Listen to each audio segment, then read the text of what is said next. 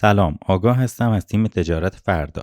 امروز میخوایم نحوه ساخت و فعالسازی ولت یا همون کیف پول متامسک رو بهتون آموزش بدیم. کسانی که در کریپتوکارنسی فعالیت دارن میدونن که چقدر کیف پول مهمه و شما هر جایی در دنیای متاورس به کیف پول نیاز دارید. متامسک اپلیکیشن نیست، بلکه افزونه‌ایه که به مرورگرتون وصل میشه. خب، اولین قدم وارد سایت متامسک میشیم که آدرسش رو این زیر براتون میذارم. وارد سایت که شدیم در بالای صفحه روی گزینه دانلود کلیک میکنیم که از 3 بخش کروم، iOS و اندروید تشکیل شده.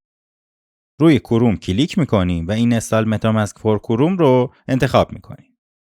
توی این صفحه‌ای که باز شد افزودن به کروم رو انتخاب میکنیم و روی اد اکستنشن کلیک میکنیم.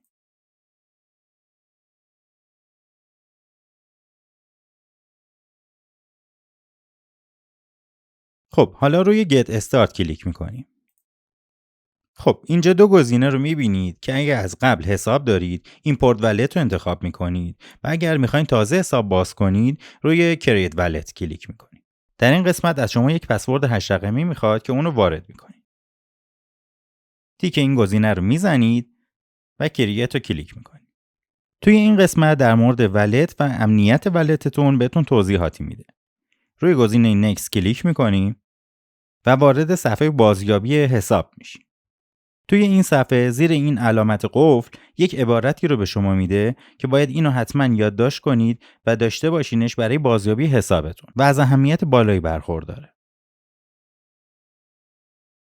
روی این قفل کلیک میکنیم، عبارت رو کپی میکنیم و یک جا یادداشتش میکنیم. حالا روی گزینه نکست کلیک میکنیم.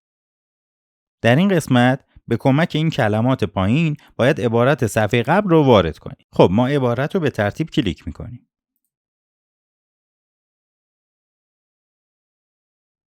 برای گزینه کانفرم کلیک میکنیم. با کلیک کردن روی آلدان حساب شما ساخته میشه و وارد حسابتون میشه. توی این صفحه 3 تا گزینه داریم که شامل بای، سند و سواب میشه که تک تک براتون توضیح میدیم.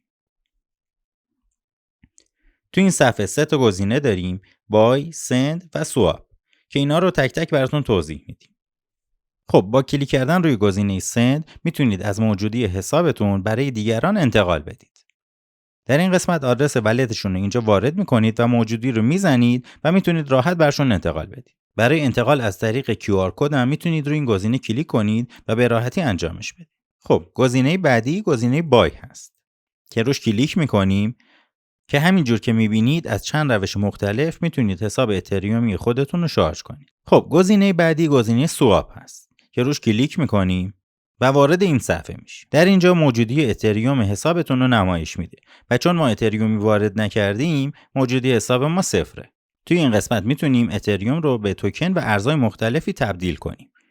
حالا بستگی به موجودی حسابتون تعداد اتریومی که میخواین تبدیل کنید و اینجا وارد میکنید و ارزتون رو اینجا وارد میکنید و بعد روی گزینه ریویو سواب کلیک میکنید و به راحتی میتونید اتریومتون رو به هر ارزی که خواستین تبدیل کنید. حالا برمیگردیم به صفحه اول. در این قسمت یه گزینه‌ای داریم به نام ایمپورت توکنز که اگه روش کلیک کنیم وارد یه صفحه جدید میشیم و از این قسمت میتونیم توکن‌های مختلفی رو به حسابمون اضافه کنیم. تو این صفحه 2 تا سربرگ سرچ و کاستوم توکن رو داریم.